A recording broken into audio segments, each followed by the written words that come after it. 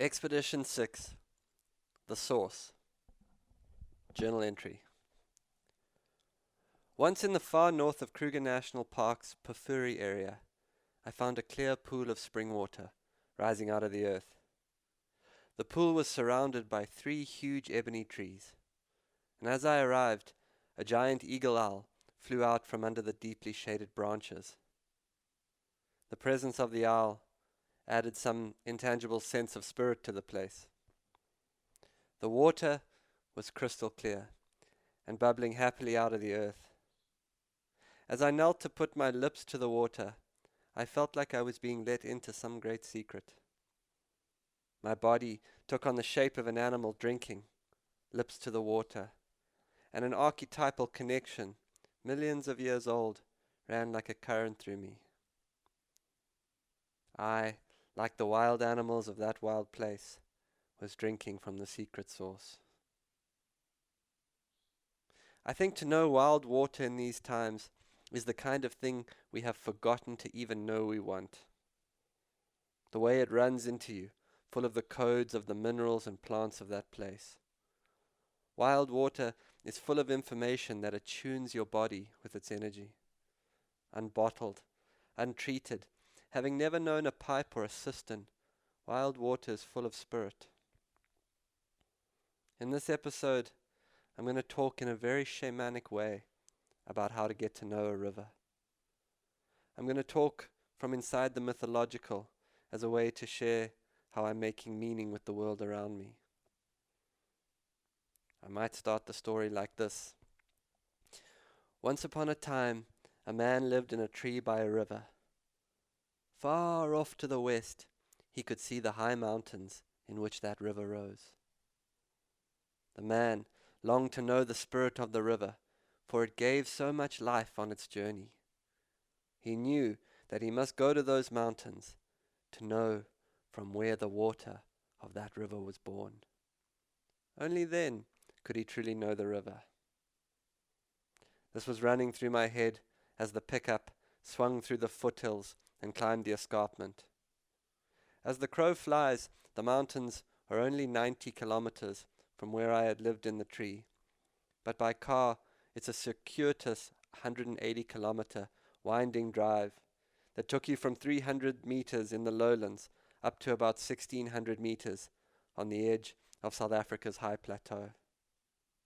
In historical times, there had been a natural flow of the native people who lived away from malaria on the highlands and descended the escarpment via hundreds of footpaths to hunt in the lowlands when the winter came.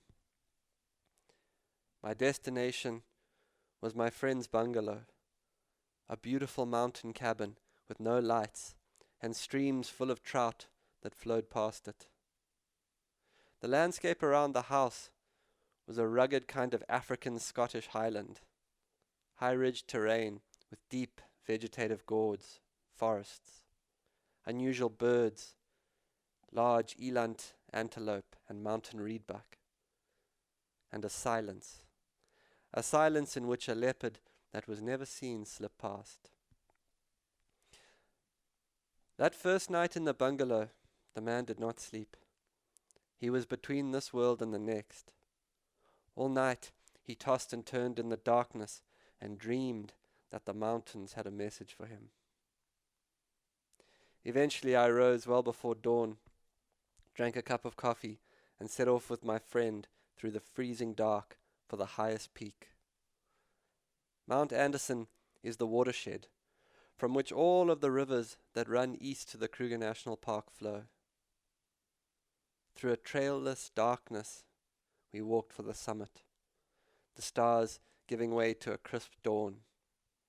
We were fit, and we walked fast, the cold air burning our lungs, learning the mountain in some intrinsic way you can only achieve by being on it.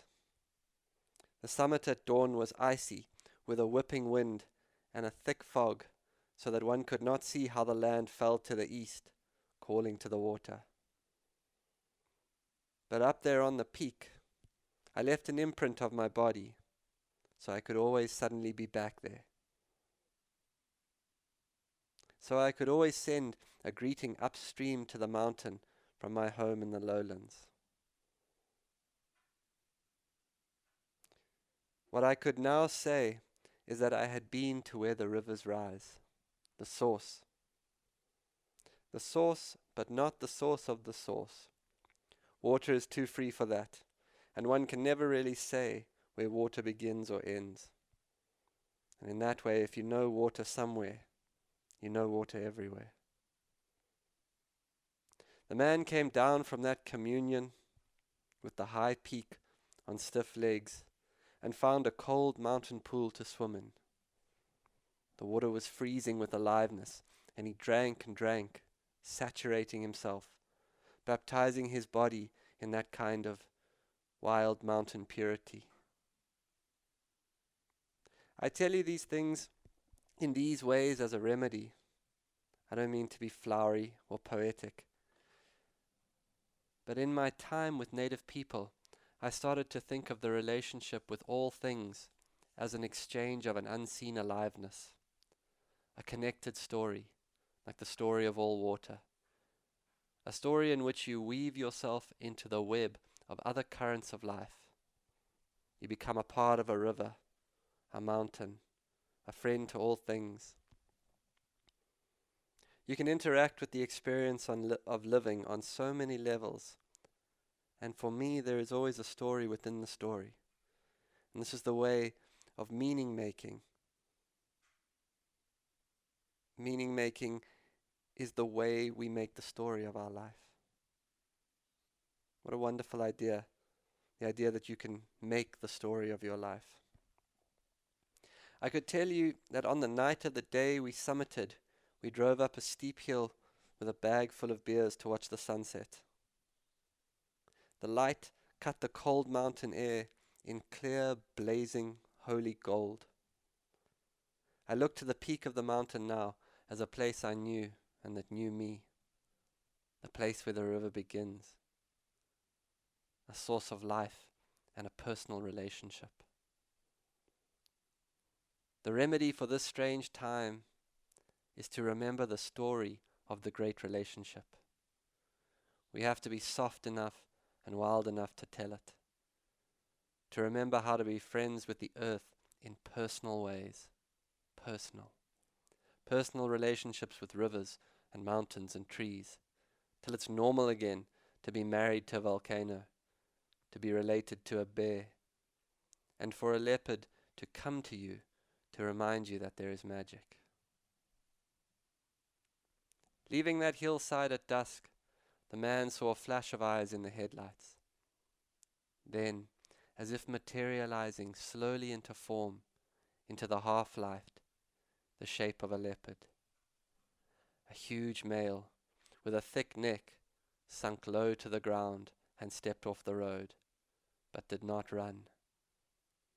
For a time, they all watched each other, and the man knew that this was the keeper of the catchment, the guardian of the river, this most secretive of cats. And forever on, when he looked west from his home beside the river, he would know the source, the mountain, the cold pool, and think of the silence in which up in those mountains a leopard moved. 4-0. Out. This has been another episode of the Track Your Life podcast with Boyd Varty. Follow us on Instagram at Boyd_Varty, Twitter at Boyd Varty. Visit Boyd's website at boydvarty.com or subscribe to this podcast in your favorite podcast player. Please rate and review this podcast so that more people can find and enjoy it.